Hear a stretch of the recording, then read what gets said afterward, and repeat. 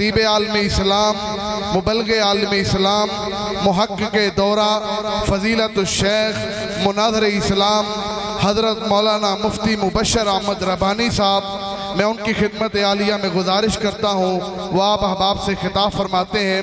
آپ احباب اپنی محبت کا، بیداری کا، اللہ اکبر کا نعرہ بلند کر کے ذرا ثبوت دیجئے گا۔ نعرہ تکبیر، نعرہ تکبیر، نعرہ تکبیر۔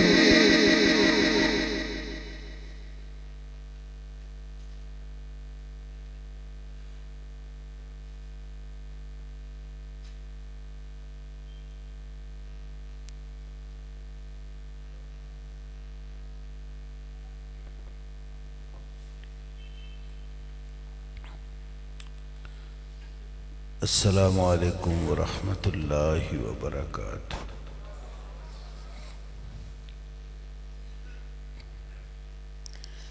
ان الحمد للہ نحمده ونستعینه ونستغفره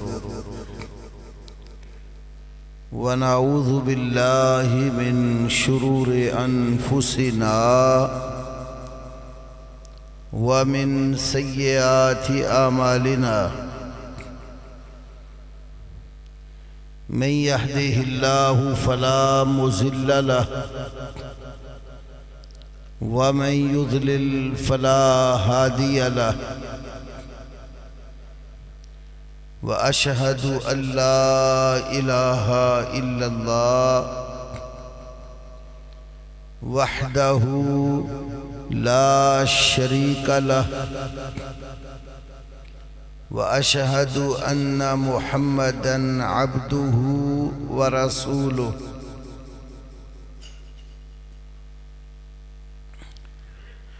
أما بعد فأعوذ بالله السميع العليم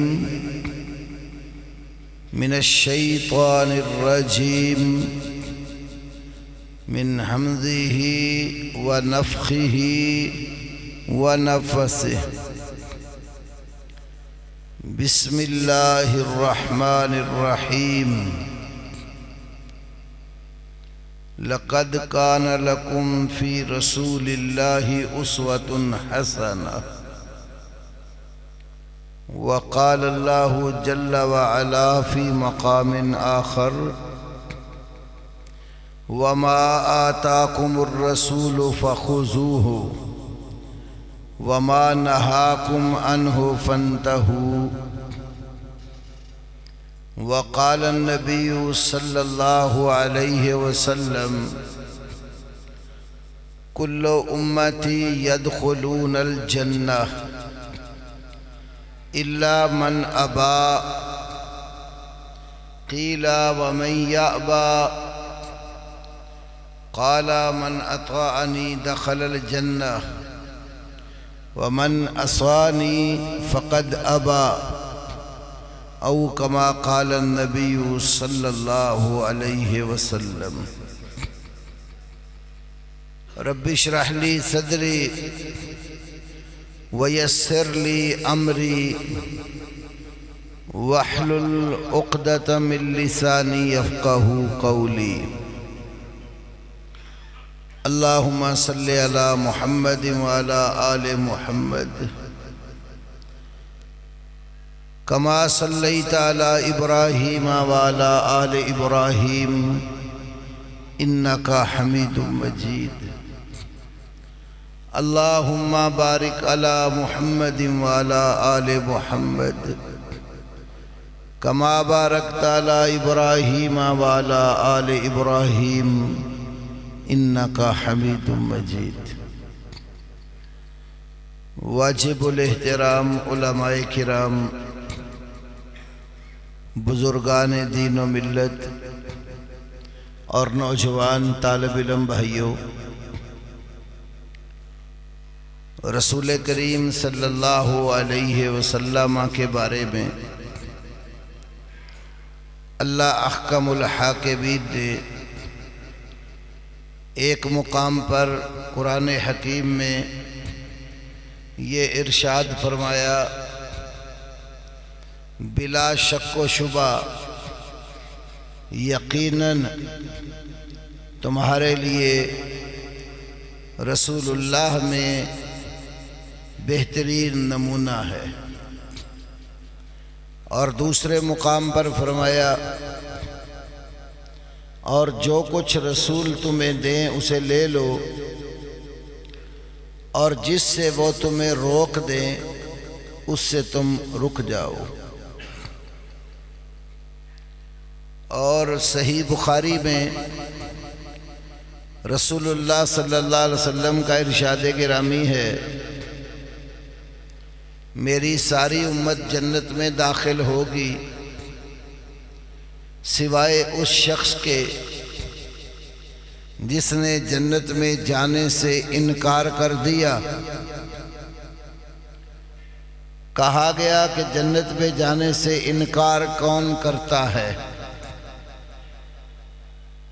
آپ نے فرمایا کہ جس نے میری بات مان لی وہ جنت میں داخل ہو گیا، اور جس نے میری نافرمانی کر لی اس نے جنت میں جانے سے انکار کر دیا ہے۔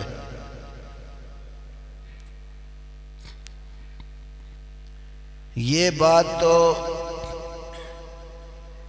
تمام مسلمان کہلانے والے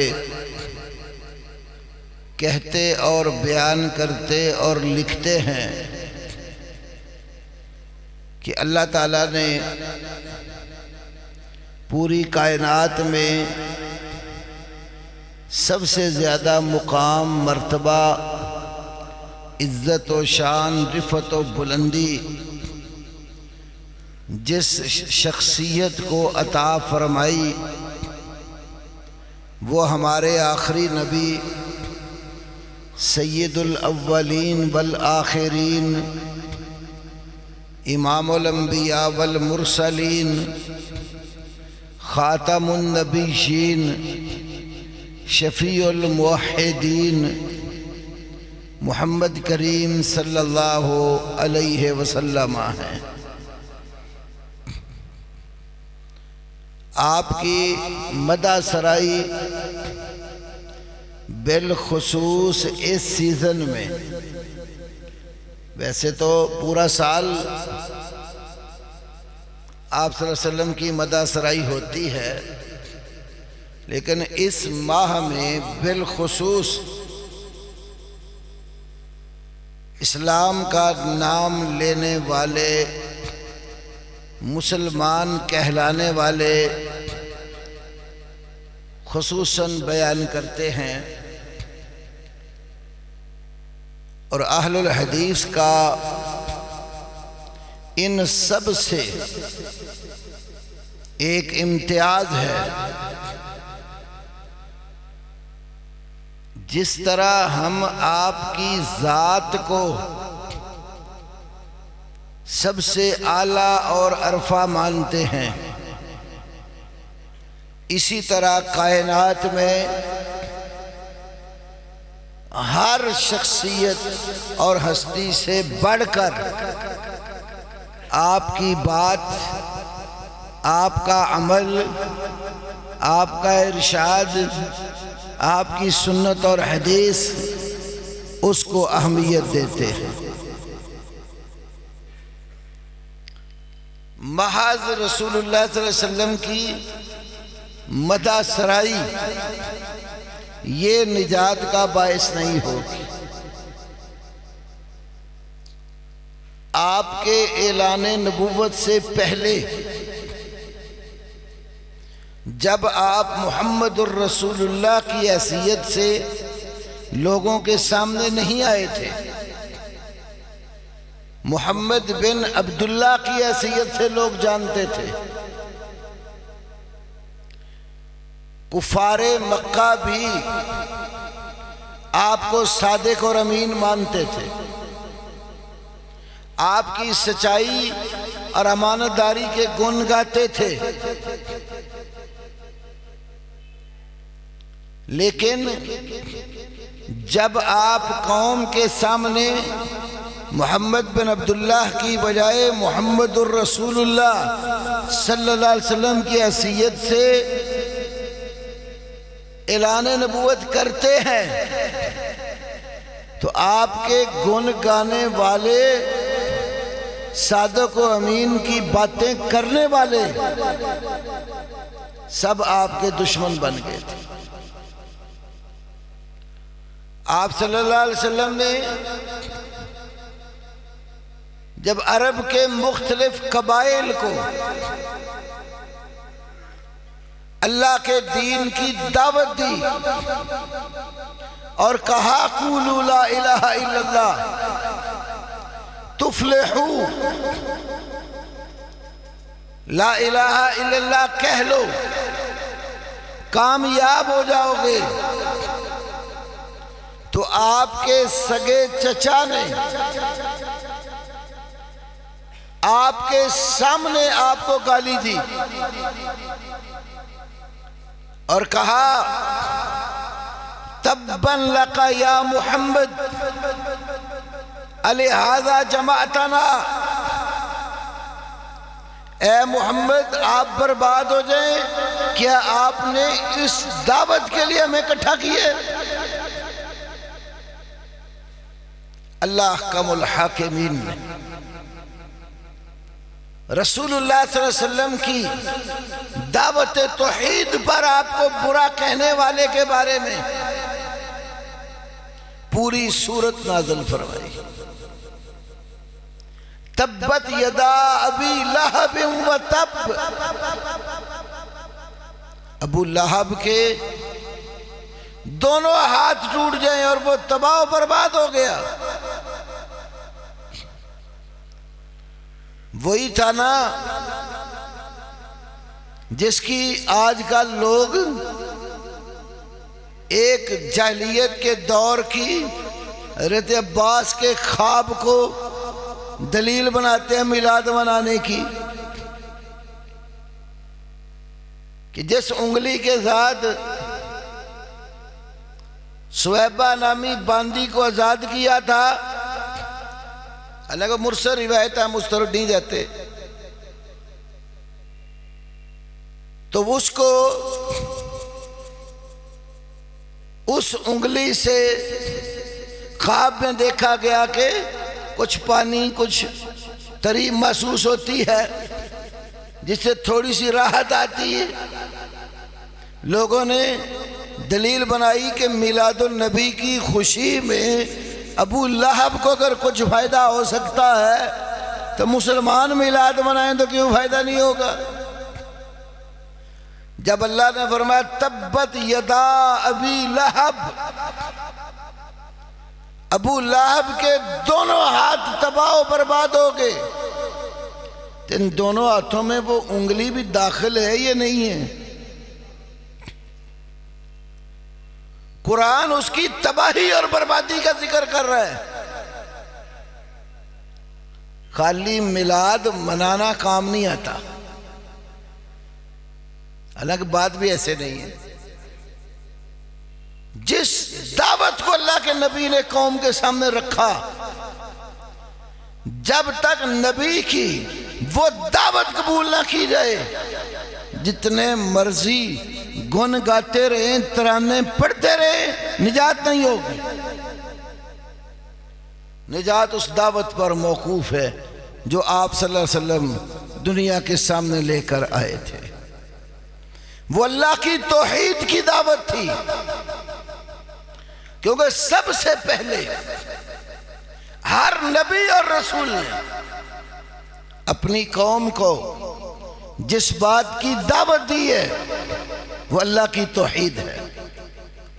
یا قوم اعبدوا اللہ ما لکم من الہ غیرہ، اے میری قوم اللہ کی عبادت کرو، تمہارے لیے اللہ کے سوا کوئی الہ اور معبود نہیں ہے۔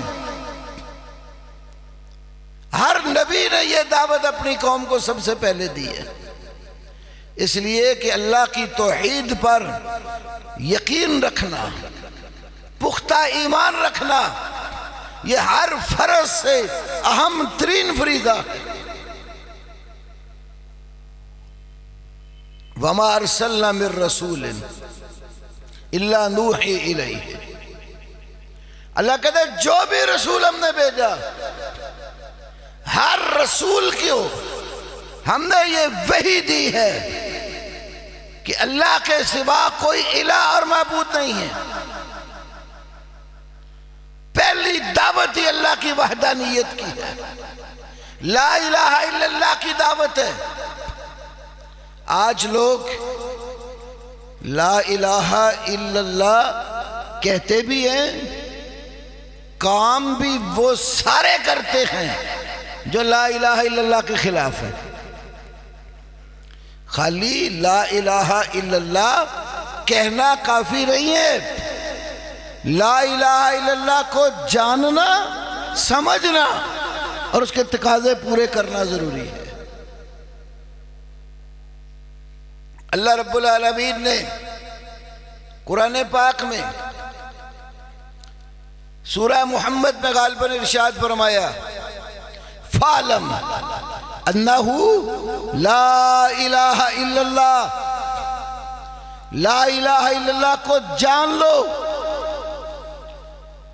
امام بخاری رحمہ اللہ نے صحیح بخاری کتاب العلم میں اس آیت کریمہ پر یہ باب باندھا ہے، العلم قبل القول والعمل،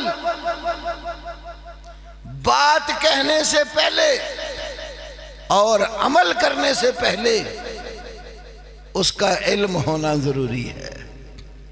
جو آپ کہہ رہے ہیں آپ کو پتا ہو کہ میں کیا کہہ رہا ہوں، جو عمل کر رہے آپ کو اس عمل کے متعلق بھی پوری صحیح معلومات ہوں تاکہ آپ صحیح شریعت کے مطابق اس پر چل سکیں۔ فَعْلَمْ أَنَّهُ لَا إِلَهَ إِلَّا اللَّهِ، صحیح مسلم کتاب الایمان، مسند احمد ابن حنبل، حضرت عثمان ابن عفان کی مسند میں امام احمد بھی حدیث لائے، رسول اکرم صلی اللہ علیہ وسلم نے فرمایا، من مات وہو یعلم لا الہ الا اللہ دخل الجنہ، جو بندہ اس حالت میں مرا وہ لا الہ الا اللہ کو جانتا ہوگا، دخل الجنہ، وہ جنت میں داخل ہوگا۔ تو لا الہ الا اللہ کیا ہے؟ میں تھوڑی سی اس پر بات کرتا ہوں، پھر آگے انشاءاللہ دوسرے حصے پہ آتا ہوں۔ لا الہ الا اللہ، یہ جو عربی کا جملہ ہے اس میں 4 لفظ ہیں، لا الہ الا اور لفظ اللہ، لا الہ الا اور اللہ، ٹوٹل کتنے لفظ ہوئے؟ 4۔ اور اردو ترجمہ کیا ہے؟ عام کتابوں میں، مسجدوں میں جو سادہ سا اس کا ترجمہ لکھا ہوتا ہے وہ ہے اللہ کے سوا کوئی عبادت کے لائق نہیں۔ یہ ترجمہ عام کتابوں میں بھی، مسجدوں میں بھی جہاں کلمہ لکھا ہوتا ہے تو ترجمہ لکھ دیتے نیچے، اللہ کے سوا کوئی عبادت کے لائق نہیں۔ اس پہ غور کریں تو اس میں بھی 4 ہی باتیں سمجھنے والی ہیں۔ اللہ سوا عبادت لائق نہیں، عربی میں بھی 4 اور اردو میں بھی، اللہ سوا عبادت اور لائق نہیں۔ کلمے پر تھوڑا سا آپ غور کریں نا تو اس سے یہ بات سمجھ آتی ہے، اللہ اور سوا یہ 2 الگ الگ وجود ہیں، ایک نہیں ہے۔ کیونکہ عبادت اللہ کی کرنی ہے، سوا کی نہیں کرنی۔ تو اللہ اور سوا دونوں ایک نہیں ہے، دو الگ الگ ہستیاں، الگ الگ وجود ہیں۔ جو اللہ ہے وہ سوا نہیں ہے، اور جو سوا ہے وہ اللہ نہیں ہے۔ تو کلمے میں سوا کے لیے تو لفظ آیا ہے اللہ۔ دوسرا لفظ جس میں سوا کا معنی اور مفہوم پایا جاتا ہے وہ قرآن میں جو قرآنی اصطلاح ہے من دون اللہ، دون کا لفظ دال واو اور نون، من دون اللہ، اللہ کے سوا، اللہ کے علاوہ۔ تو پہلے تو ہم اس پہ سوچتے ہیں کہ اللہ اور سوا میں جو فرق کر لے وہ سمجھ آتا ہے کہ میں نے بندگی کس کی کرنی ہے اور کس کی نہیں کرنی، اور جو اللہ اور سوا میں فرق ہی نہ کرے تو وہ تو یہ عبادت کا مفہوم ہی نہیں جانتا، وہ تو ہر کسی کے آگے جھکے جائے گا، اس کو پتہ ہی نہیں کس کی کرنی ہے اور کس کی نہیں کرنی۔ ضلع شیخ پورہ ہے نا، وہاں ایک قلعے والا دربار ہے، تو اس دربار سے ایک کتاب چھپی ہے سے حرفی رموز معرفت، سے حرفی رموز معرفت۔ کچھ معرفت کی باتیں بھی تو معلوم ہونی چاہیے نا، جس کی ان کو سمجھ نہ آئے نا تو کہتے ہیں تو انہوں کی پتہ ہے تو معرفت کی گل ہوئی نا۔ پھر سے حرفی رموز معرفت، اس میں لکھا ہے دال دوستی رب دی لوڑ نہیں، دال دوستی رب دی لوڑ نہیں، قلعے والے دا پلڑا چھوڑنا ہی، یعنی اللہ کی دوستی کی ضرورت نہیں ہے اور قلعے والے پیر کا پلڑا چھوڑنا نہیں ہے۔ دال دوستی رب دی لوڑ نہیں، قلعے والے دا پلڑا چھوڑنا ہی، قلعے والے دے گرد طواف کر لے، مکے جاونے دی کوئی لوڑ نہیں۔ ایک قصور نگاہ دا نادانو، ایک قصور نگاہ دا نادانو، رب ہور نہیں تے پیر ہور نہیں۔ جو بندہ رب اور پیر میں فرق کرتا ہے نا، یہ اس کی نگاہ کا قصور ہے۔ اس لیے تو میں کہتے ہیں نا تہاڈی آنکھ نہیں ویکھن والی، وہ جس آنکھ سے دیکھتے ہیں نا اس آنکھ میں رب اور پیر ایک ہی ہیں، دونوں میں کوئی فرق نہیں ہے۔ تبھی تو کہتا ہے مکے جا کر کعبے کا طواف کرنے کی کیا ضرورت ہے، آپ قلعے والے پیر کے آستانے پر ہی چکر کاٹ لیں۔ جب دونوں ہیں ہی ایک تو کیا خرچہ اتنا کر کے کعبے جانا ہے، یہاں ہی طواف کر لو، مکے جاونے دی کوئی لوڑ نہیں۔ دوسرا رسالہ اسی دربار سے چھپا، اس کا نام ہی بڑا انوکھا ہے، حج فقیر بر آستانہ پیر، حج فقیر بر آستانہ پیر، کہ فقیر کا حج تو پیر کے آستانے پر ہو جاتا ہے، اسے کعبے جانے کی کیا ضرورت ہے۔ تو اللہ اور پیر میں جنہوں نے فرق ہی نہیں کیا تو انہوں نے لا الہ الا اللہ کو کیا سمجھا ہے؟ یہ فرق سمجھانے اللہ کے پیغمبر آئے تھے کہ پوری کائنات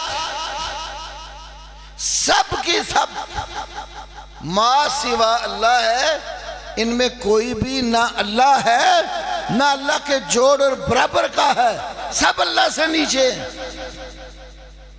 من دون اللہ کا یہ مفہوم ہے، دون دال باؤ اور نون، رتبے میں، مقام میں، مرتبے میں کسی سے نیچے اور کم تر ہونا۔ آپ کوئی عربی زبان کی ڈکشنری نکال کر دیکھیں، ایک آدمی کا عہدہ ذرا اونچا ہے، دوسرے کا عہدہ نیچے ہے۔ ایک مثلا 16ویں گریڈ کا افسر ہے، دوسرا کوئی 8ویں 9ویں گریڈ کا ہے. اب یہ بتانا ہو کہ یہ بندہ عہدے میں اس سے نیچے ہے تو عربی میں محاورہ استعمال ہوتا ہے ہوا دونہ، ہوا دونہ، یہ بندہ اس سے مقام میں نیچے ہے. تو من دون اللہ کا کیا معنی ہوا؟ جو اللہ سے مرتبے اور مقام میں نیچے ہیں. پوری کائنات ہی من دون اللہ میں داخل ہے، کیونکہ کائنات میں سے کوئی بھی اللہ کے مرتبے کا ہونا تو دور کی بات ہے. وَلَمْ يَكُنْ لَهُ كُفُوًا أَحَدٌ، کوئی ایک فرد کائنات میں ایسا نہیں ہے جو اللہ کے برابر کا ہو.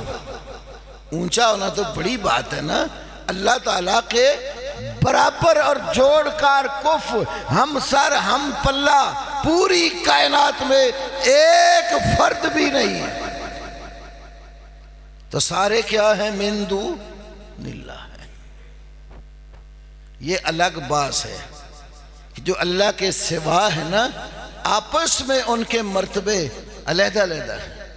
اب جو انبیاء رسل کا مقام ہے وہ ان کے اصحاب کا تو نہیں ہے نا، اور جو ان کے اصحاب کا مقام ہے وہ بعد میں آنے والوں کا نہیں ہے. بلکہ رسولوں میں بھی اللہ نے مرتبے رکھے ہیں. تلک الرسل فضلنا بعضهم علی بعض، یہ رسول ہیں، ہم نے بعض کو بعض پر فضیلت عطا کی ہے. آپس میں مرتبے ان کے ضرور ایک دوسرے سے علیحدہ ہے، لیکن اللہ کے ساتھ جب بات ہوتی ہے تو اللہ کے مقابلے میں کوئی بھی اس کے جوڑ اور برابر کا نہیں. سب من دون اللہ، ما سوا اللہ.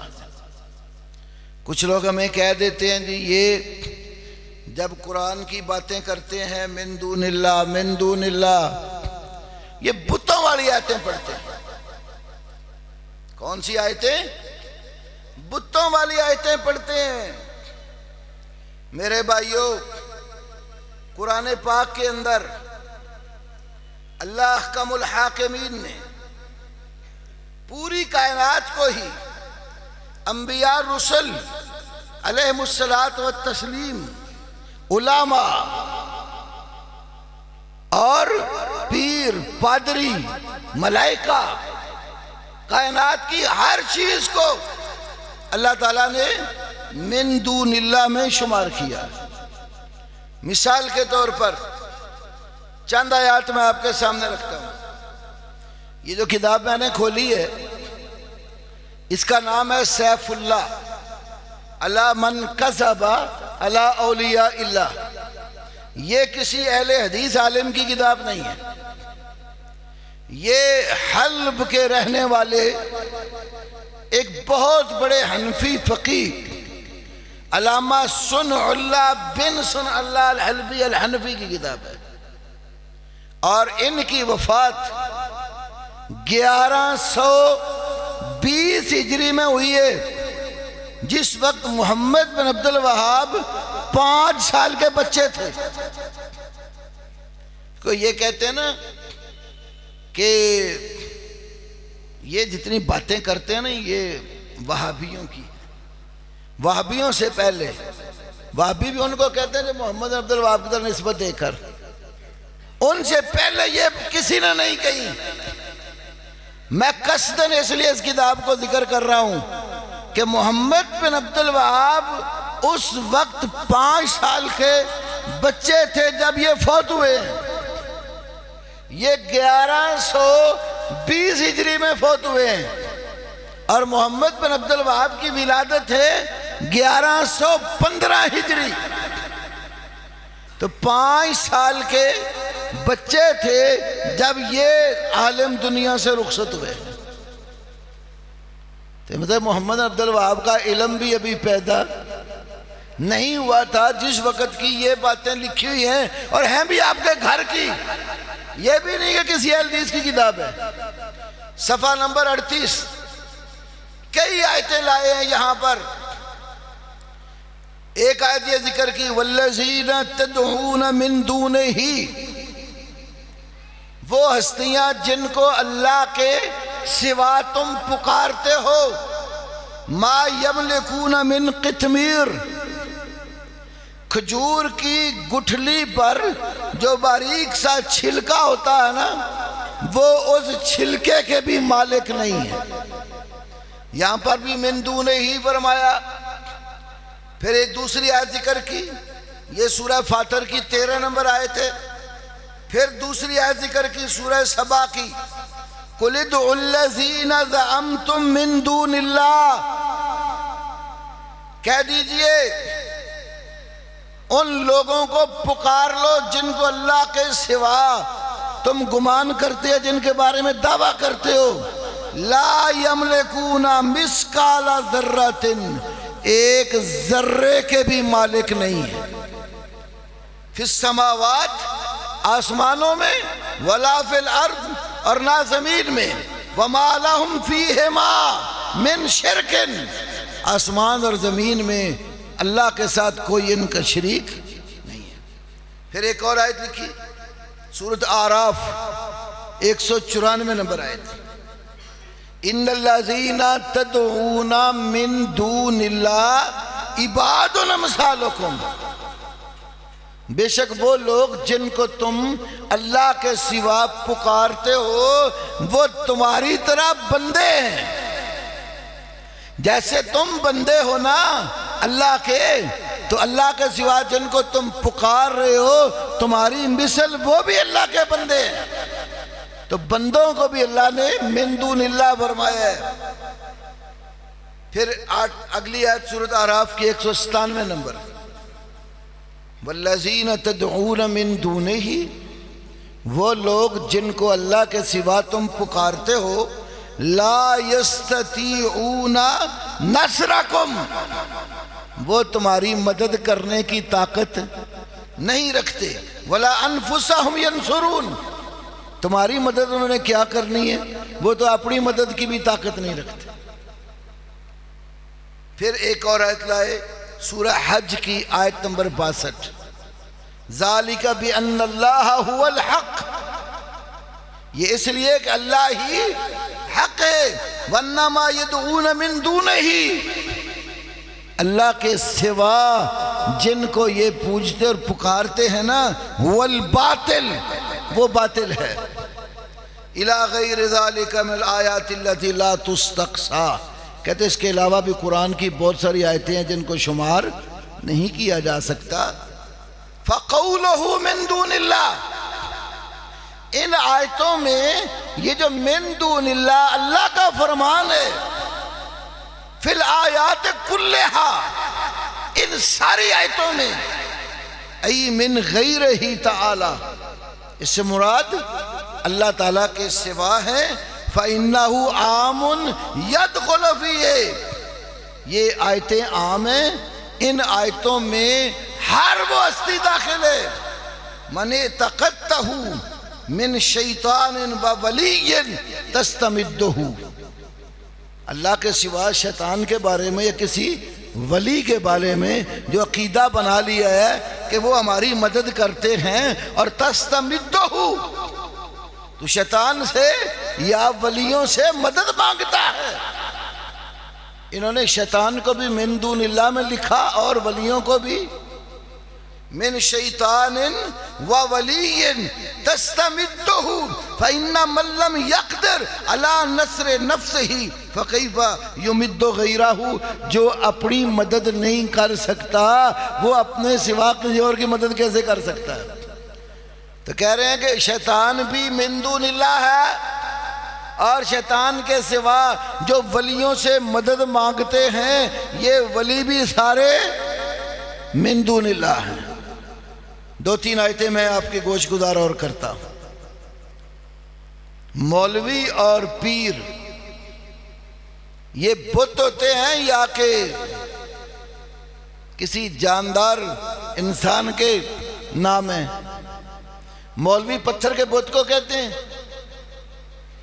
لکڑی کا بت ہو، ایسے ہی پیر اور پادری یہ بت ہیں، یہ انسان ہیں۔ اللہ پیروں کو اور مولویوں کو بھی من دون اللہ کہتا ہے۔ سورہ توبہ اتخذوا احبارهم ورهبانهم اربابا من دون اللہ. اتخذوا احبارهم. میں مولانا غلام رسول سعیدی بریلوی عالم کا ترجمہ پیش کرنے لگا. تفسیر تبیان القرآن، یہ مفتی منیب صاحب کے مدرسے کے شیخ الحدیث تھے، جامعہ نعیمیہ کراچی نمبر 38 کے. تفسیر تبیان القرآن میں ترجمہ لکھا. انہوں نے اپنے مولویوں اور پیروں کو خدا کے سوا رب بنا لیا. مولوی اور پیر یہ دونوں کیا ہیں؟ من دون اللہ ہیں، اللہ کے سوا ہیں. نہ مولوی اللہ ہے نہ پیر اللہ ہے. مولوی اور پیر دونوں من دون اللہ ہیں. آئیے ایک اور آیت پڑھتا ہوں. ما کان لبشر ان یؤتیہ اللہ الکتاب والحکم والنبوۃ ثم یقول للناس کونوا عبادا لی من دون اللہ. ما کان لبشر، کسی بشر کے لائق نہیں ہے. یہ کون سا بشر ہے جس کی بات ہو رہی ہے؟ بات تو یہ کہہ دیتے نا اللہ ہی جانے کون بشر ہے. قوالیاں بھی بنائی ہوئی نا، اللہ ہی جانے کون بشر ہے. انبیاء رسل علیہ الصلاۃ والتسلیم کے لیے لفظ بشر سنتے ہی بیمار پڑ جاتے ہیں. یہ میرے پاس ایک خط ہے،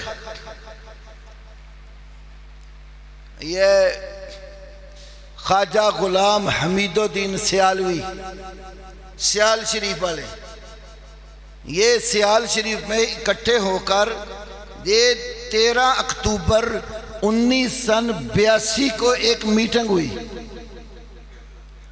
جس وقت سعودی عرب میں شاہ فہد حکمران تھا تو اس نے احمد رضا خان صاحب کے ترجمہ اور نعیم الدین مراد آبادی صاحب کی جو حاشیے پر تفسیر ہے اس پر پابندی لگا دی کہ یہ ترجمہ اور تفسیر سعودی عرب کی سرزمین پر داخل نہیں ہو سکتا.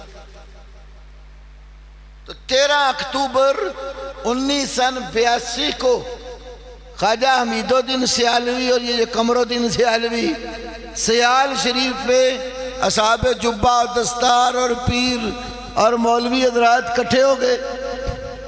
انہوں نے شاہ فہد کو ایک خط لکھا اور وہ خط عربی اور اردو ترجمے کے ساتھ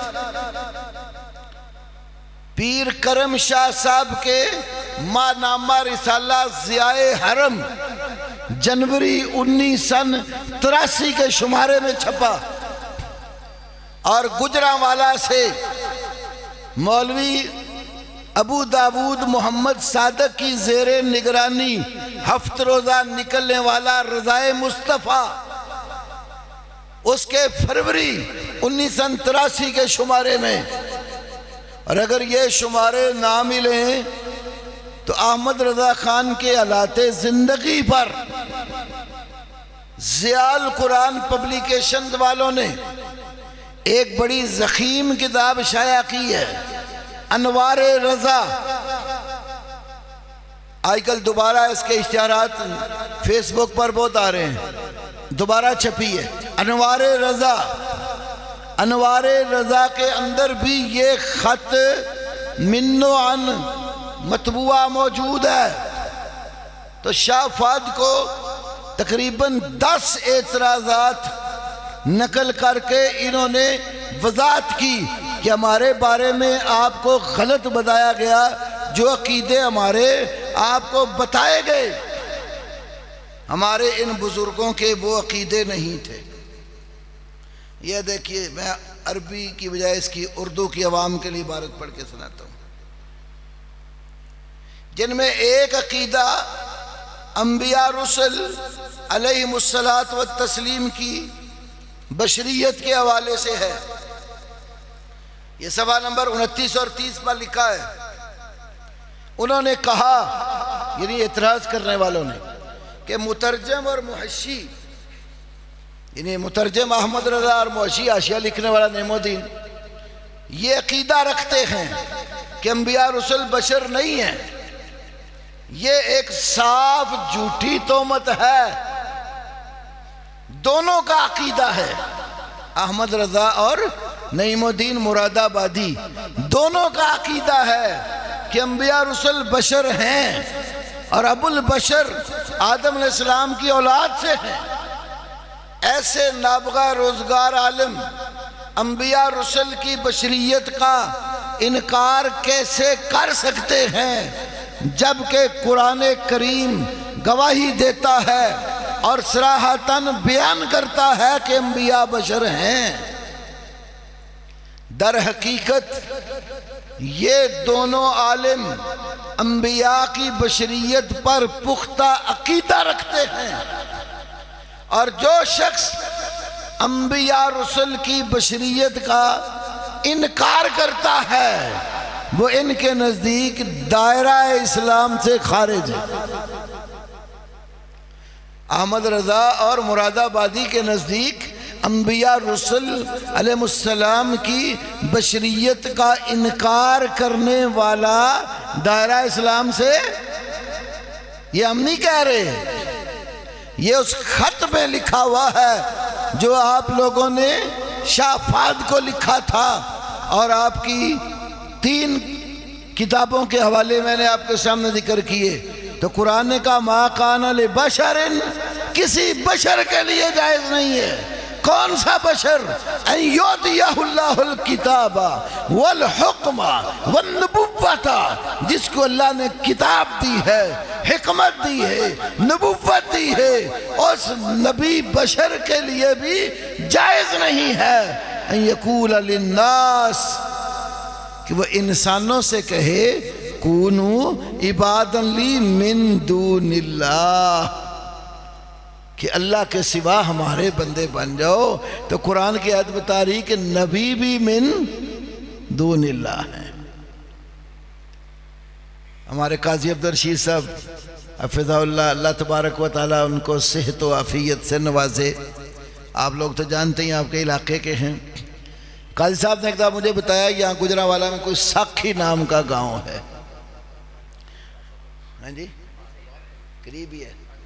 تو کہتے ہیں ساکھی گاؤں میں اہل حدیث نام کے افراد پہلے نہیں تھے. گجرانوالہ شہر میں کچھ لوگ مزدوری کرنے جاتے تھے، کوئی 2-4 بندے اہل حدیث ہو گئے. وہ گاؤں کے جو چودھری تھے وہ لڑنے لگے ان سے، بھی آپ ایک نیا ہی کام ہمارے گاؤں میں لے آئے، یہاں تو پہلے ایسا کوئی مسئلہ نہیں تھا. آپ جو ہے رفع جان کرتے ہیں، آمین اونچی کہتے ہیں، کس طرح کی نماز لے کر آگے؟ اور آپ تو نبیوں کو جو ہے نا وہ بشر کہتے ہیں، نور مانتے نہیں ہیں. تو بات کرتے کرتے مناظرے تک چلی گئی. تو وہ جو 2-3 بندے نئے حدیث ہوئے تھے انہوں نے کہا بھئی علماء تو ہم مناظرے کے لیے بلا لائیں، لیکن ان کی سیکورٹی اور تحفظ کی ضمانت کون دے گا؟ آپ تو سارا گاؤں ہیں. تو گاؤں کے چودھریوں نے کہا کہ آپ علماء کو لائیں، ذمہ داری تحفظ کی ہماری ہے. ہمارے قاضی صاحب مولانا یحییٰ گوندلوی رحمۃ اللہ علیہ اور مولانا رفیق سلفی رحمہ اللہ راوالی والے، یہ ہمارے بزرگ اس گاؤں میں تشریف لائے. اور دوسری طرف سے عرفان شاہ صاحب مشہدی، وہ ہمارے منڈی بہاؤدین کے بھکھی شریف والے، وہاں سے 2-3 بسیں جلالی فورس بھر کے وہ گاؤں میں آ گئے. مناظرہ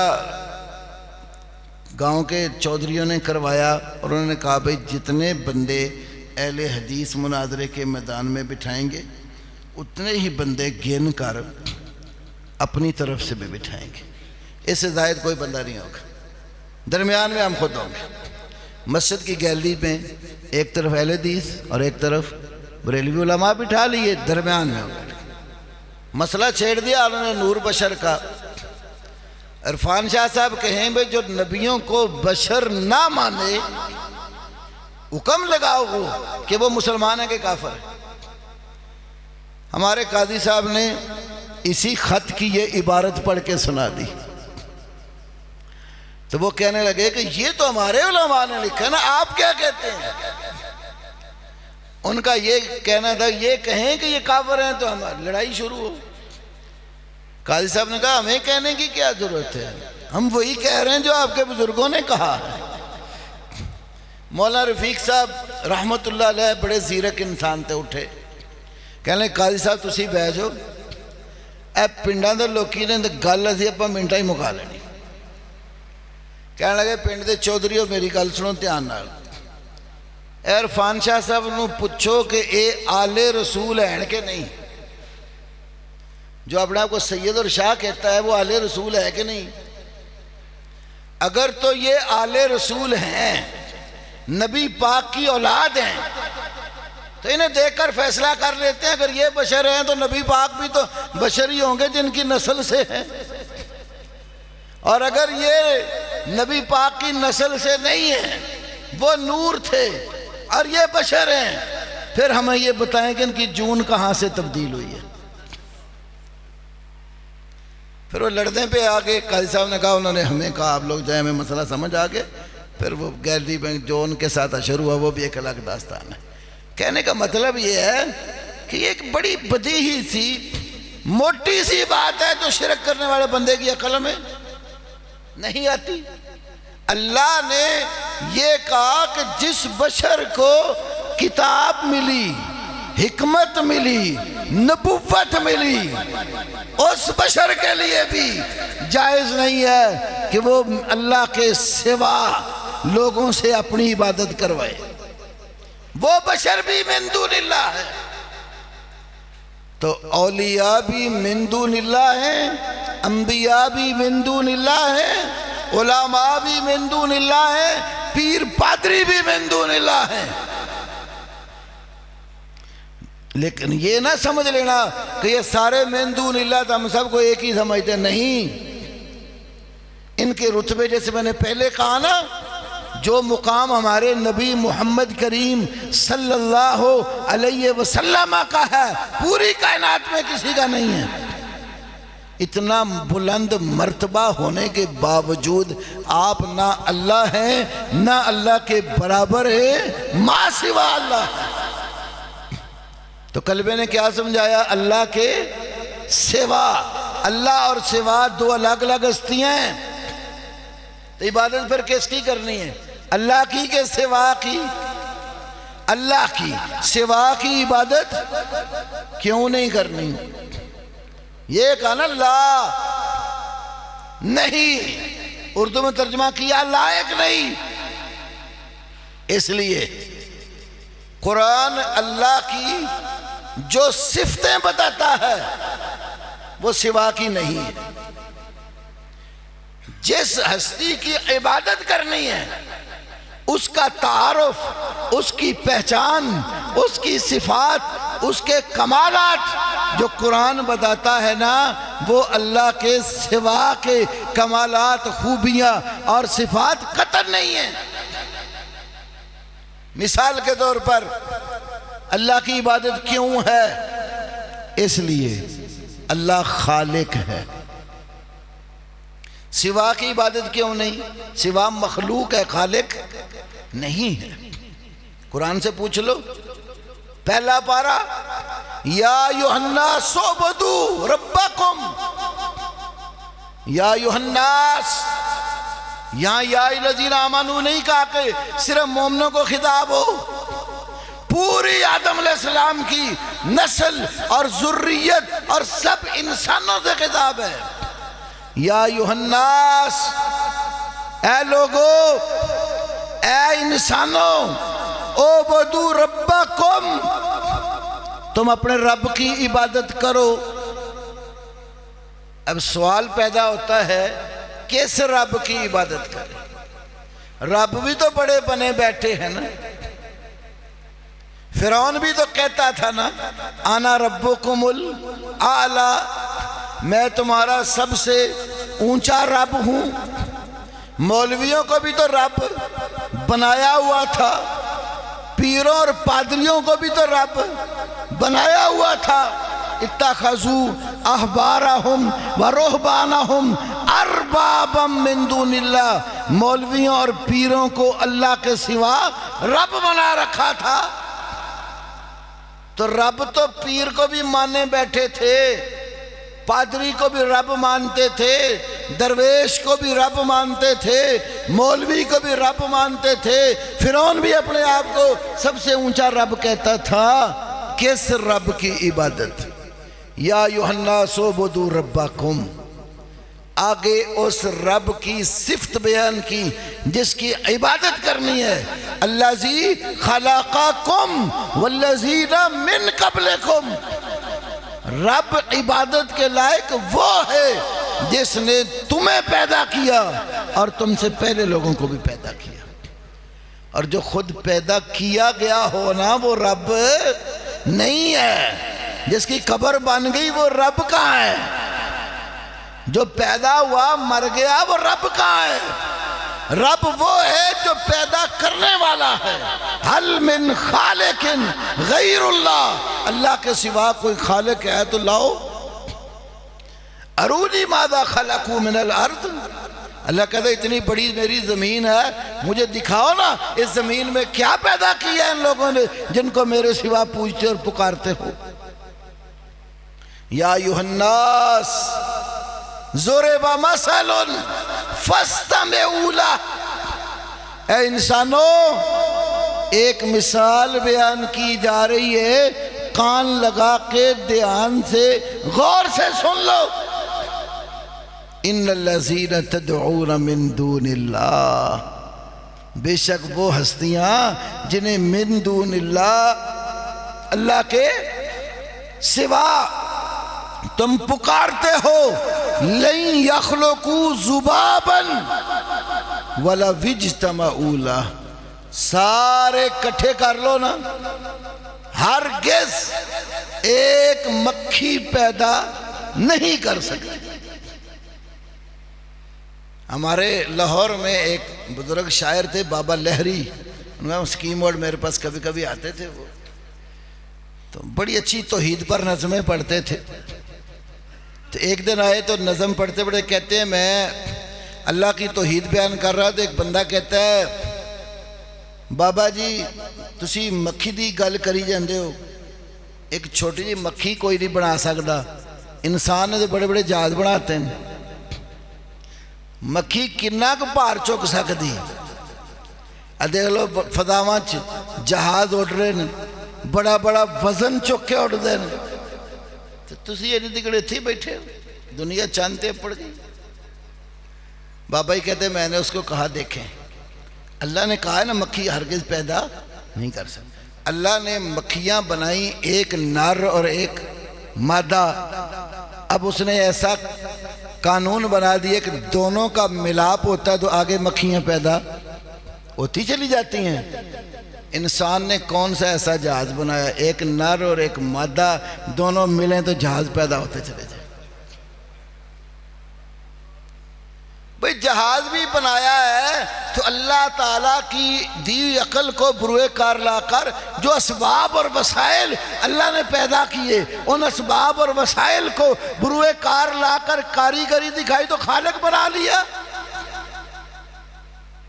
یہ جن اسباب اور وسائل کو بروئے کار لایا گیا وہ ان کا پیدا کرنے والا کون ہے؟ اللہ تعالیٰ ہے۔ حل من خالق غیر اللہ، اللہ کے سوا کوئی خالق ہے تو بتاؤ۔ تو جب اللہ کے سوا خالق کوئی نہیں تو عبادت کے لائق بھی کوئی نہیں۔ نبی پاک صلی اللہ علیہ وسلم خالق تھے کہ مخلوق تھے؟ اور مخلوق تھے تو تبھی یوم ولادت، میلاد کا کیا معنی ہے؟ پیدائش۔ میلاد کا کیا معنی ہے؟ پیدائش۔ تو جو پیدا ہوتا ہے وہ بندگی کے لائق نہیں ہوتا، وہ مخلوق ہے، اور خالق عبادت کے لائق ہے، مخلوق عبادت کے لائق نہیں ہے۔ ایسے ہی عبادت کے لائق وہ ہے جو حاجت روا ہو، حاجت مند نہ ہو، جس کو حاجت لاحق ہو جائے وہ عبادت کے لائق نہیں ہوتا۔ اللہ نے سورہ فاتر میں یہ بات سمجھائی، یا ایھا الناس انتم الفقراء الی اللہ، یہاں بھی سب انسانوں کو خطاب ہے، یا ایھا الناس، اے انسانوں، انتم الفقراء الی اللہ، سارے کے سارے اللہ کے در کے کیا ہو؟ فقیر، محتاج۔ کبھی آپ نے دنیا میں کسی فقیر کو کسی فقیر کے آگے جولی پھیلا کر مانگتا دیکھا ہو؟ یہ سٹاپوں میں کھڑے نہیں ہوتے مانگنے والے۔ کبھی آپ نے دیکھا ہو جو دوسروں سے مانگ رہا ہے، کسی نے آ کر اس سے کہا کہ تو یار مجھے دے دے؟ وہ کس سے مانگتا ہے؟ جس کے بارے میں اس کا ذہن ہوتا ہے، عقیدہ ہوتا ہے، یہ اس کے پاس کچھ ہے اور مجھے دے گا۔ تو اللہ پاک نے تو سارے انسانوں کو ہی فقیر بنایا ہے۔ یا ایھا الناس انتم الفقراء، اے انسانوں تم سارے فقیر ہو، سب محتاج ہو۔ کس کے؟ الی اللہ، اللہ کے۔ دیکھیے انسان ایک وقت تھا اس کا نام و نشان ہی نہیں تھا۔ هل أتى على الإنسان حين من الدهر لم يكن شيئا مذكورا، کہ انسان کے اوپر اس دور اور زمانے میں سے وہ وقت نہیں آیا، لم يكن شيئا مذكورا، یہ کوئی قابل ذکر چیز ہی، اس کا تذکرہ ہی نہیں تھا۔ پھر اللہ نے انسان بنایا، فرشتوں سے کہا انی خالق بشرا من طین، گیلی مٹی سے ایک انسان بنانے والا ہوں۔ پھر انسان پیدا کیا، اس انسان سے ہی اس کی بیوی بنا ڈالی۔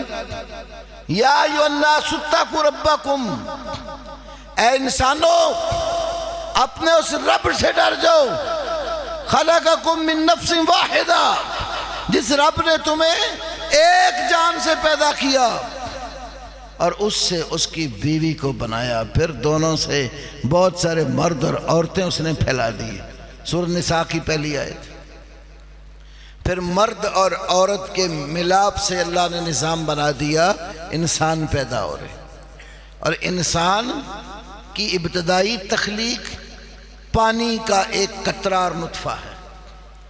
عبداللہ ابن مسعود کی بخاری کی حدیث کے مطابق 40 دن رحم مادر میں وہ نطفے کی صورت میں رہتا ہے، پھر 40 دن جمے ہوئے خون کی صورت میں رہتا ہے، پھر 40 دن گوشت کے لوتھڑے کی صورت میں رہتا ہے۔ یہ 4 ماہ ہو گئے، پھر اللہ فرشتے کو بھیجتا ہے، اس کے اندر اس کی ہڈیاں وغیرہ شکل صورت بنا کر روح ڈال دی جاتی ہے، پھر اس کی پرورش ہوتی ہے۔ اللہ نے ماں کی ناف کے ذریعے اس کی خوراک کا انتظام کر رکھا ہے۔ 9 ماہ ایک عام مدت رکھی، بعض بچے پہلے کچھ دن اوپر ایک مقررہ وقت ماں کے پیٹ میں گزارنے کے بعد دنیا میں آ جاتے ہیں۔ دنیا میں جب انسان آتا ہے اس کی محتاجی دیکھ لیں آپ، آنکھیں موجود ہیں، دیکھ کر امی ابو کو پہچان نہیں سکتا، کانوں سے کسی کی بات سن کر سمجھ نہیں سکتا، زبان موجود ہے ابھی بول نہیں سکتا، ہاتھ موجود ہے پکڑنے کی طاقت نہیں ہے، پاؤں موجود ہیں چل کر جا نہیں سکتا، نظام پورے کا پورا موجود ہے، کھانا بھی کھا کر ہضم نہیں کر سکتا۔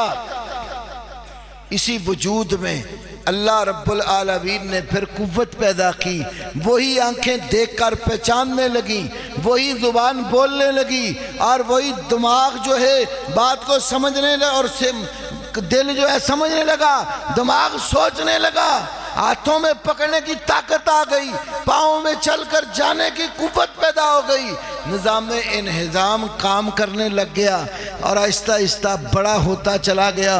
جیسے ہی بڑا ہوا جوانی کی بہاریں دیکھیں، جوانی کی بہاریں دیکھنے کے بعد بعض انسانوں پہ وقت آ گیا، عمر ڈھلنا شروع ہو گئی، جن کانوں سے صحیح سنا کرتا تھا قوت سماعت کمزور پڑ گئی ہے، اب اعلیٰ سماعت تلاش کرتا ہے، آنکھوں سے جو دیکھا کرتا تھا اب بینائی کمزور ہو گئی، اینک لگا لیتا ہے، ایسے ہی آہستہ آہستہ وہ طاقت قوت کمزور پڑ گئی ہے، اور بندہ بیمار ہو کر بستر مرگ پہ لیٹا ہے. کئی ایسے بیمار ہیں بیچارے اٹھ کر اپنی قضائے حاجت بھی نہیں کر سکتے.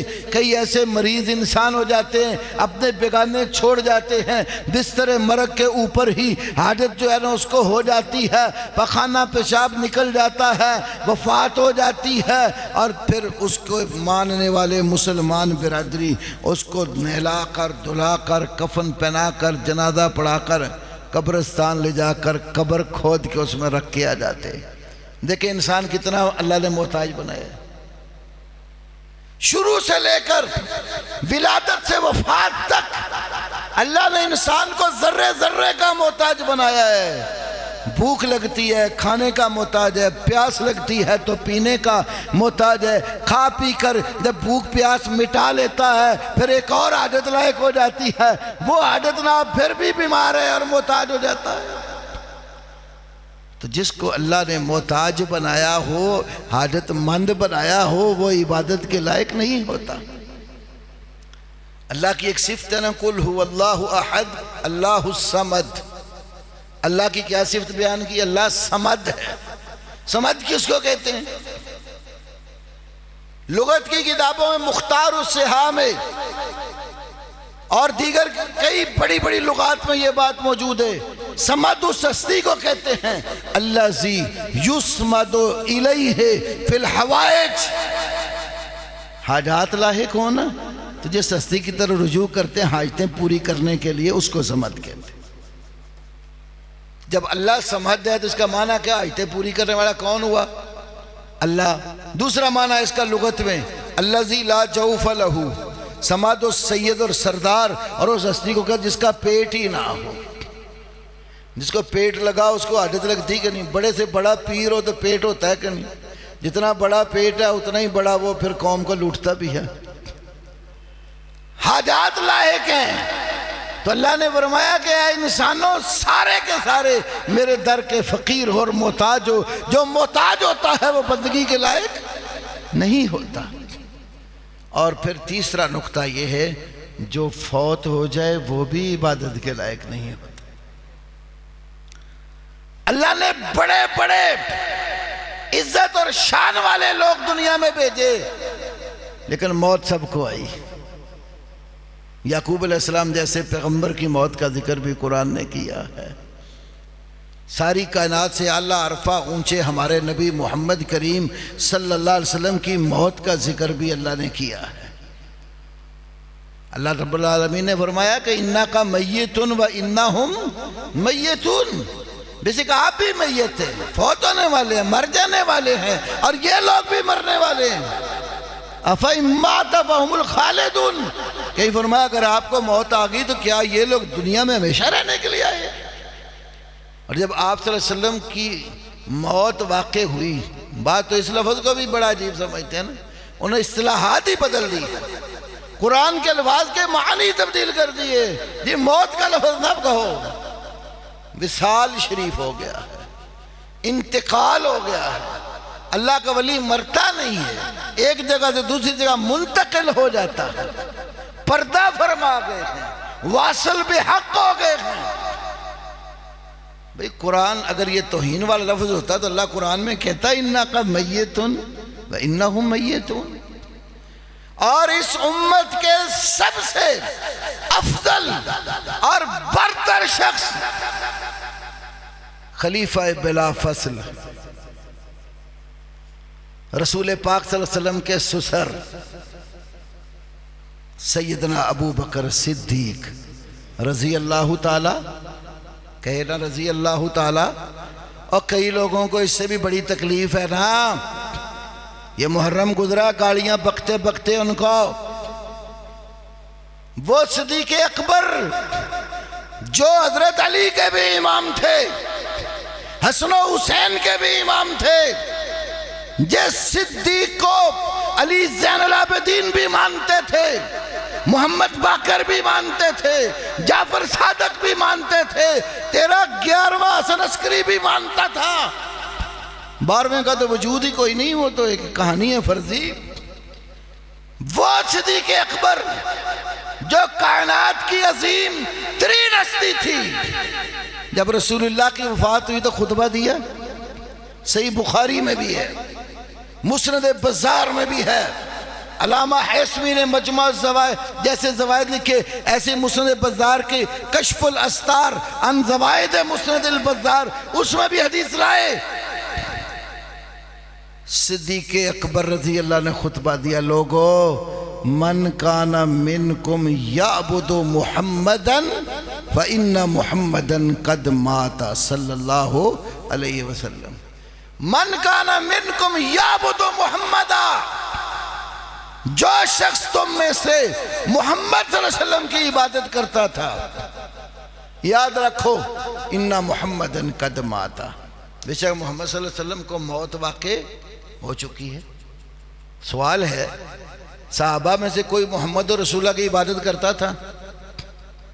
کوئی ایک صحابی کا نام کہیں ملتا ہو جو محمد صلی اللہ علیہ وسلم کی عبادت کرتا ہو؟ کیوں فرمایا من کان منکم یعبد محمدًا فإن محمدًا قد مات؟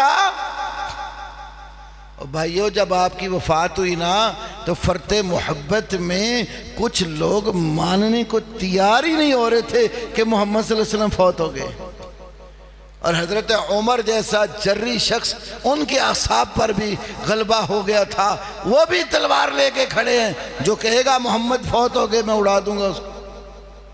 کوئی ماننے کو تیار ہی نہیں تھا آپ کی وفات۔ تو صدیق اکبر تنہا تھے جنہوں نے یہ خطبہ دے کر سمجھایا، اور کسی کے بارے میں اگر یہ عقیدہ بنا لو گے کہ اس کو موت نہیں آتی، وہ تو الہ اور معبود بنتا ہے، اور معبود صرف اللہ ہے۔ اللہ لا الہ الا هو الحی القیوم لا تاخذہ سنۃ ولا نوم، اللہ وہ ہستی ہے جس کے سوا کوئی الہ اور معبود نہیں ہے، نہ اسے اونگ آتی ہے اور نہ اس کو نیند آتی۔ موت تو بڑی دور کی بات ہے، اس کو اونگ بھی نہیں آتی اور نیند بھی۔ امام ابن کثیر نے اس مقام پر نا ایک اسرائیلی روایت ذکر کی ہے۔ ہمارے لیے حکم ہے کہ ہم بنی اسرائیلی روایات کی نہ تصدیق کرتے ہیں نہ تکذیب کرتے ہیں، ہاں جو روایت ہماری شرع کے خلاف ہو اس کو ترک کر دیتے ہیں، اور جو شرع کے خلاف نہیں ہے، کوئی اس میں واقعہ بیان ہوا ہے، اس کو عبرت کے لیے بیان کر دیتے ہیں۔ تو امام ابن کثیر واقعہ لائے، موسیٰ علیہ السلام نے اللہ سے کہا کہ میرے اللہ تجھے نیند کیوں نہیں آتی؟ تو اللہ تعالیٰ نے کہا اچھا میرے موسیٰ یوں کرو، پانی کے 2 برتن پکڑ لو، ایک دائیں ہاتھ میں اور ایک، جو ہی پانی کے برتن تھمائے نا تو موسیٰ علیہ السلام پر اللہ نے نیند طاری کر دی۔ نیند جو ہی آئی تو ہاتھ ڈھیلے ہوئے تو وہ پانی کے برتن گر گئے۔ موسیٰ علیہ السلام جب ہوش میں آئے تو دیکھا کہ جو پانی کے برتن میں نے پکڑے ہوئے تھا میرے ہاتھوں میں نہیں، زمین پہ گرے ہوئے۔ تو اللہ نے بات سمجھائی کہ موسیٰ تھوڑی دیر کے لیے تجھے نیند آئی ہے تو 2 پیالوں کا نظام نہیں سنبھال سکا، اگر میں رب العالمین سو جاؤں تو اتنی بڑی میری کائنات ہے، اس کو کون سنبھالے؟ اور جس کو اونگ آئے وہ کچھ نہیں کر سکا، اور جس کو موت آ جائے اور اٹھا کر خود جا کر قبر میں دفنا کے آ جاؤ، اس کے بارے میں عقیدہ رکھتے ہو کہ وہ ہر ایک کی بگڑی سنوارتا ہے اور مرنے کے بعد زیادہ قوتوں کا مالک ہو جاتا ہے۔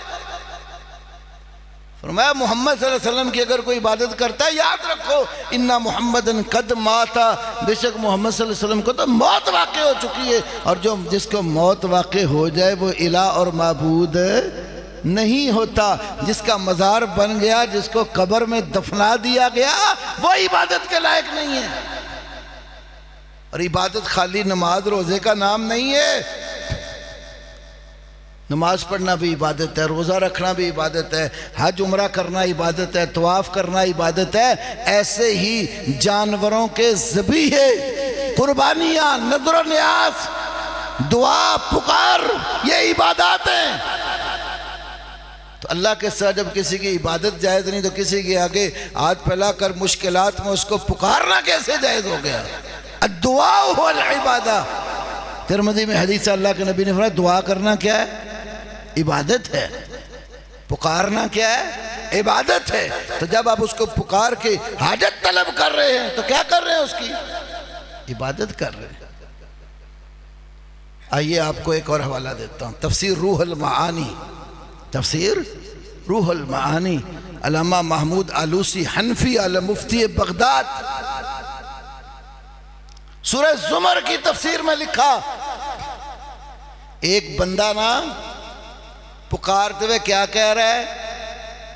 یا سیدی فلان اغثنی، یا سیدی فلان، اے میرے فلاں سردار، فلاں آقا، اغثنی، میری فریاد پوری کر۔ کئی گاڑیوں کے پیچھے آپ نے بھی لکھا ہو پڑا ہوگا اغثنی یا رسول اللہ، یا شیخ عبد القادر جیلانی شیئا للہ۔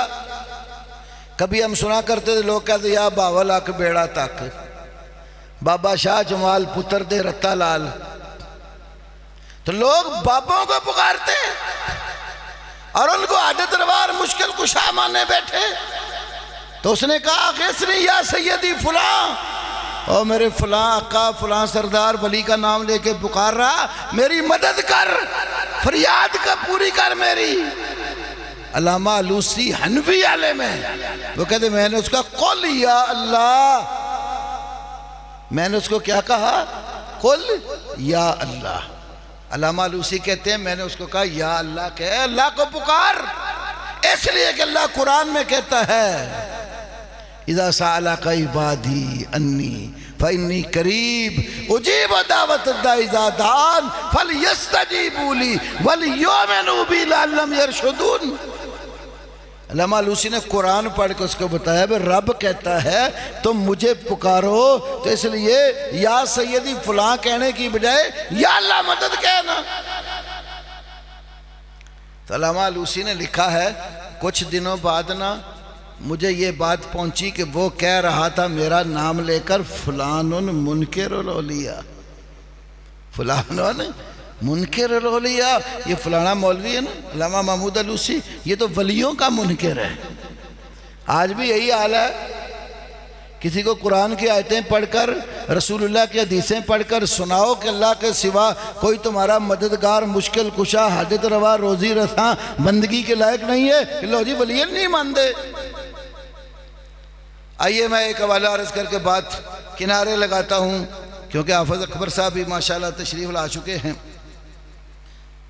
میں نے شروع میں کہا تھا نا کہ من دون اللہ میں خالی بت نہیں آتے۔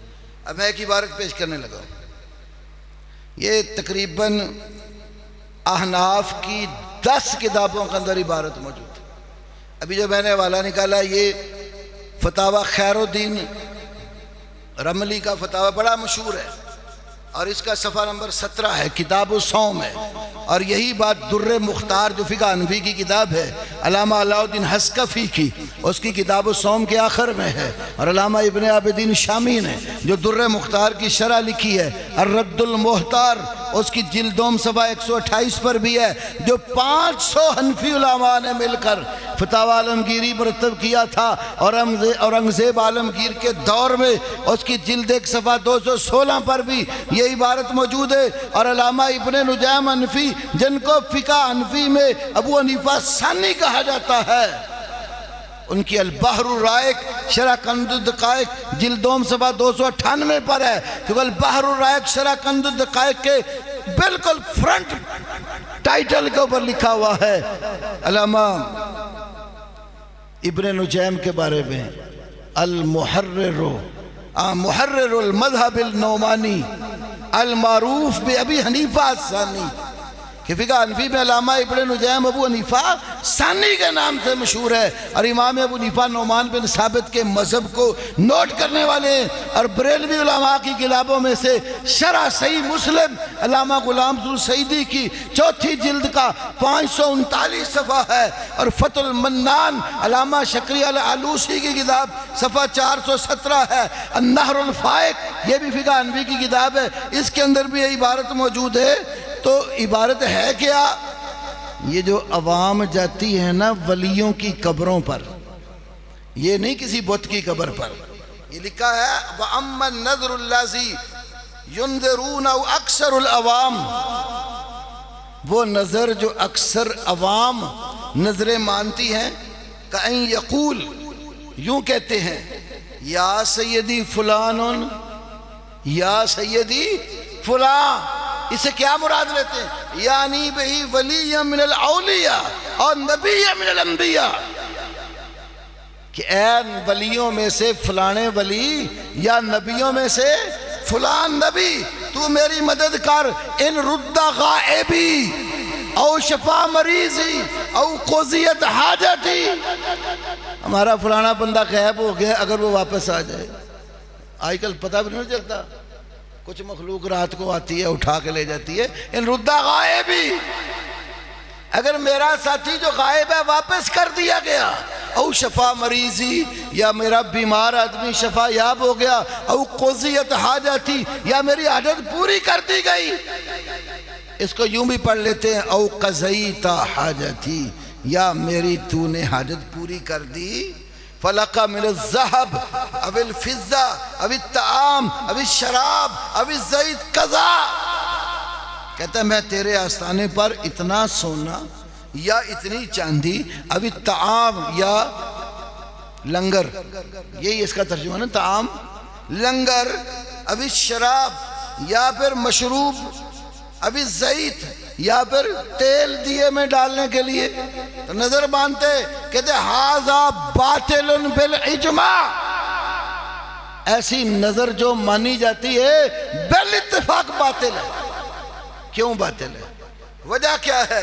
لِأَنَّهُ نَظَرُ مَخْلُوقٍ وَهُوَ لَا يَجُوزُ، اس لیے کہ یہ نظر مخلوق کی مان رہا ہے اور مخلوق کی نظر ماننا جائز نہیں ہے۔ ای النظر عبادت فلا تکون لمخلوق، یہ نظر کیا ہے؟ عبادت ہے، اور عبادت مخلوق کے لیے جائز۔ یہ جو گلی گلی آوازیں لگاتے پھرتے نظر اللہ نیاز حسین، نظر اللہ نیاز حسین، یہ فتاوے جتنے میں نے ذکر ہی کیا کہتے ہیں؟ نظر کیا ہے؟ عبادت ہے، اور عبادت مخلوق کی جائز نہیں ہے۔ دوسری وجہ یہ ہے، بڑی قابل توجہ عبارت ہے، والمنظور لہو میت، جس کی نظر مانی وہ کیا ہے؟ بت ہے، پتھر ہے، درخت ہے، زندہ ہے قبر میں۔ والمنظور لہو میت، جس کے لیے نظر مان رہے وہ مردہ ہے۔ کس کو کہہ رہا ہے میت؟ ولی من الاولیاء اور نبی من الانبیاء، پیچھے جس کا ذکر کیا ہے کہ وہ نبی یا ولی جس کی نظر مان رہا ہے، یہ کہہ رہا ہے کہ جس کی نظر مان رہا ہے وہ کیا ہے؟ میت۔ میں نہیں کہہ رہا، ڈرتے کیوں؟ والمنظور لہو میت، جس کی نظر مان رہا ہے وہ میت ہے۔ والمیت لا یملک، میت مالک و مختار نہیں ہے۔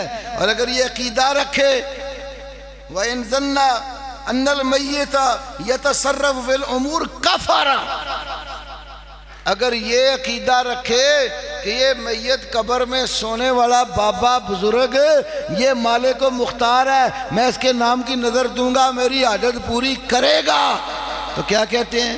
کفارہ۔ کیا معنی ہے اس کا؟ دائرہ اسلام سے نکل جاتا ہے۔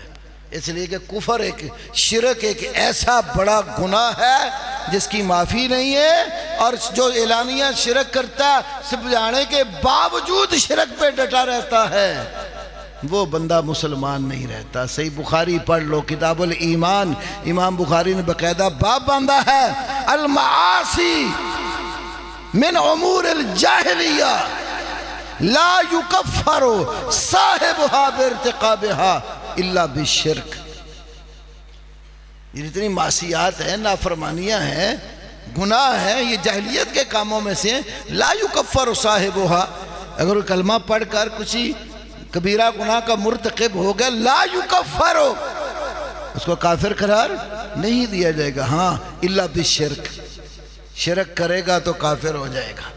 تو کلمہ میرے بھائیوں پڑھیں تو سمجھ کے پڑھو، لا الہ الا اللہ کے تقاضے جان کے پڑھو۔ وقت بہت ہو گیا، میں اسی پر اکتفا کرتا ہوں، انشاءاللہ موقع پھر کوئی دیا تو دوسرا اشارت کروں۔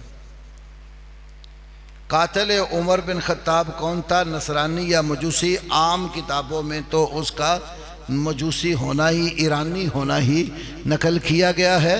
تو یہاں ایک اور بڑا عظیم نکتہ ہے۔ لوگ کہتے ہیں ولی کی نگاہ بڑی دور تک کام کرتی ہے، حضرت علی عمر سے بڑا بھی کوئی ولی تھا؟ اس دور میں کوئی بڑا ولی ہو سکتا ہے؟ ہاں، تو قاتل کہاں تھا؟ مسجد کے اندر کے باہر؟ اندر صفوں میں قاتل موجود، حضرت عمر کا آخری وقت ہے، تو حضرت عمر کو پتہ چلا قاتل ادھر ہے، تو حضرت عمر سے آج کے کسی ولی کی نگاہ دور کام کرتی ہے؟ چلو کوئی بھی تھا، چیمہ صاحب ہمارے بھائی ہیں، ہم چیمہ صاحب کے ساتھ کوئی جھگڑا تو نہیں نہ کرتے، چلو یار نصرانی ہو یا مجوسی ہو، اسے شرعی مسئلے پر تو کوئی فرق نہیں پڑتا نا۔ تو بعض سوال بھی ہمارے ایسے ہی ہوتے ہیں جس کا نہ کوئی عقیدے سے تعلق، نہ عمل کے ساتھ تعلق، پہلے ساری زندگی بیان کرتے رہے، پھر رکھنا اللہ دی قسم چٹا رنگا جھوٹ ہے، تو ابھی کوئی گل نہیں۔